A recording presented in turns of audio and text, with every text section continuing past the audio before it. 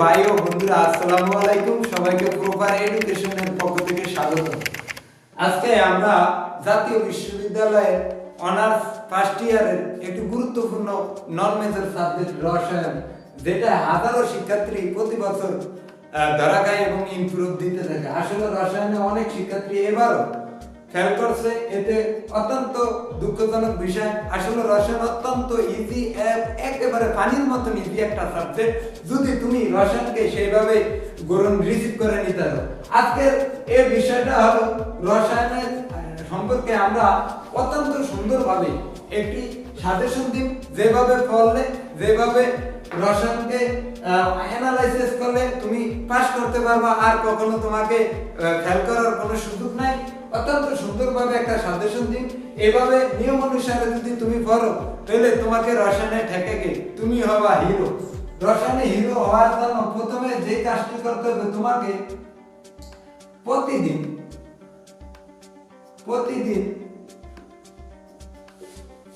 কমপক্ষে 1 ঘন্টা তোমাকে সময় দিতে হবে।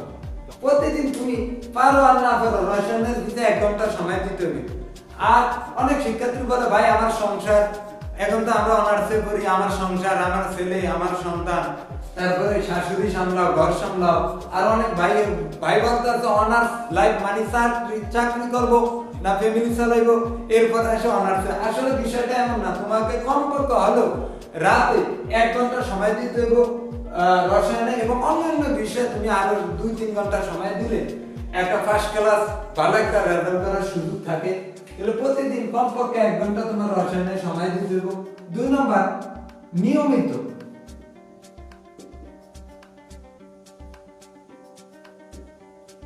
ক্লাস করতে হবে। নিয়মিত ক্লাস করতে হবে। 3 নাম্বার, রসায়নের বেসিক জানতে হবে। রসায়ন বেসিক জ্ঞান থাকতে হবে।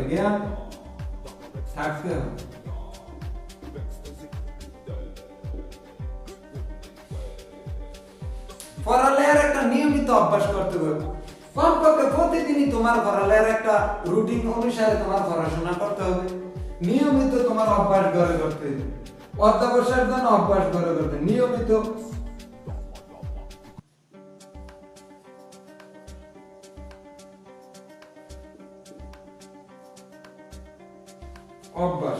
নিয়মিত একটা অভ্যাস থাকতে হবে পড়াশোনা। আমার এই বিষয়গুলো যদি তুমি ফলো করো, তাহলে তুমি রসায়নে একটা ভালো রেজাল্ট করতে পারবে। এর পাশাপাশি তোমার প্রথমে তোমার এই রসায়ন যদি তোমার পাস করতে হয়, তাহলে অবশ্যই তোমার যৌগ গঠন শিখতে হবে। এছাড়া জারণ বিজারণ বিক্রিয়া সম্পর্কে জানতে হবে এবং ভরের পরমাণু মডেল। এছাড়াও তোমার সাধারণ যে জ্ঞানগুলি আছে, তোমার ইন্টারের বইটাকে তুমি কাজে লাগাইতে পারো। এছাড়াও গ্রন্থকুটির একটা বই আছে অনার্স ফার্স্ট ইয়ারের, এটা ব্যবহার করলে তুমি অত্যন্ত ভালো একটা রেজাল্ট করতে পারো। এছাড়াও তোমাদের যৌগ গঠন সহ তোমার ইলেকট্রন বিন্যাস, ব্যতিক্রম ইলেকট্রন বিন্যাস, এছাড়াও বোরের পরমাণু মডেল, লাসাতেলিয়ান নীতি, তারপরে জৈব যৌগের যে নামকরণ সহ যে বিক্রিয়া, অ্যাসিড প্রস্তুতি, তারপর অ্যালকোহলের বিক্রিয়া, বিকরণ যা আছে প্রতিটা পিএইচ স্কেল সহ সকল বিষয়ে একটা জ্ঞান থাকতে হবে। এবং আমরা যদি রসায়ন সম্পর্কে জ্ঞান আমরা নিতে চাই, তো প্রথমে আমাদের সাধারণ যে জ্ঞান থাকতে হবে, পর্যায় সারণীর 1 থেকে 30টি মোল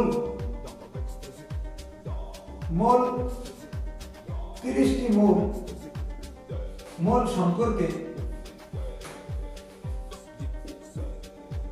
30টি মোল সম্পর্কে তোমার সাধারণ জ্ঞান থাকতে হবে। তোমার মোলের পর্যায়ভিত্তিক ধর্ম সম্পর্কে তোমার জানতে হবে।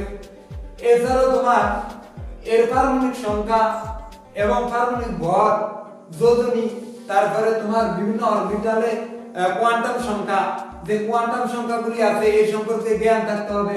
এবং শক্তি এক স্তর থেকে অন্য স্তরে গেলে কি হয় এই সম্পর্কে তোমার জ্ঞান থাকতে হবে, তাহলে পানির মতন তুমি পারবা।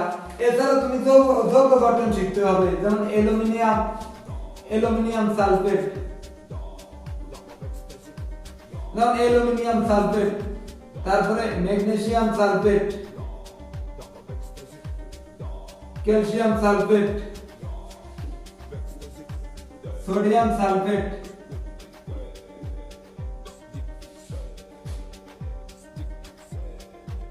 সোডিয়াম সালফেট, তারপরে তোমার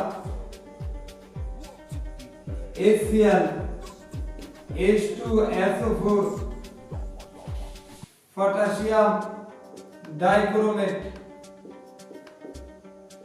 পটাশিয়াম পার ম্যাঙ্গানেট।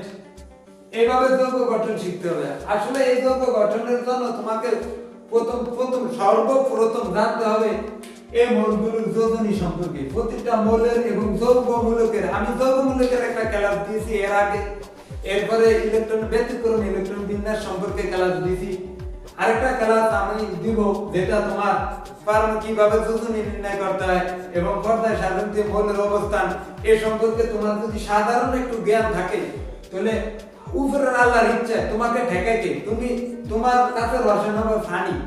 যখন তুমি যৌগ গঠন করতে পারবা তখন সকল বিক্রিয়া পারবা।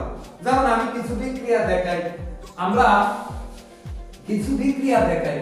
যেমন আমরা যদি অ্যাসিড পরিস্থিতির কথা বলি, যখন আমরা CH3CHO, যেমন ইথানল থেকে আমরা অ্যাসিড তৈরি করব। কিভাবে?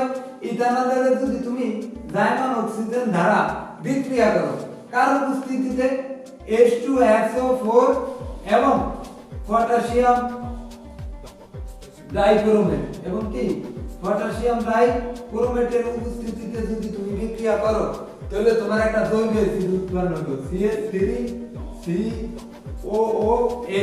এটা একটা ইথানোয়িক অ্যাসিড। এইভাবে তুমি যদি তুমি যৌগ গঠন জানো তাহলে এইভাবে বিক্রিয়াগুলি করতে পারো। এরপরে আমরা কিছু বিক্রিয়া দেই, প্রতিস্থাপন বিক্রিয়া, ক্যালসিয়াম কার্বনেট, এটা একটা চুনা পাথরের সংকেত। এটাকে যদি তুমি তাপ দাও, এই চুনা পাথর যদি তুমি তাপ দিলে তোমার উৎপন্ন হবে calcium oxide plus carbon die oxide. এছাড়া তুমি যদি যৌগ গঠন জানো, যেমন ক্যালসিয়ামের যোজনী 2 আর এটার যোজনী -2, এই দুটো মিলে এই যৌগটা গঠন হয়েছে। ক্লিয়ার? এইভাবে যৌগ গঠন যদি তুমি জানো তাহলে হাজারো বিক্রিয়া এবং কেমিস্ট্রি তোমার কাছে পানির মতো।